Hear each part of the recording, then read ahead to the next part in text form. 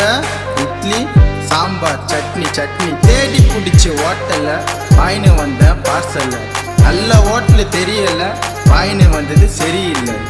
தோசை இட்லி சாம்பார் சட்னி சட்னி தோசை இட்லி சாம்பார் சட்னி சட்னி போட்டு கடா தட்டை எத்து 5 பூரி விட்டு கடா வைத்து உள்ள வாரி வாரி. தோசை இட்லி சாம்பார் சட்னி சட்னி தோசை இட்லி சாம்பார் சட்னி சட்னி.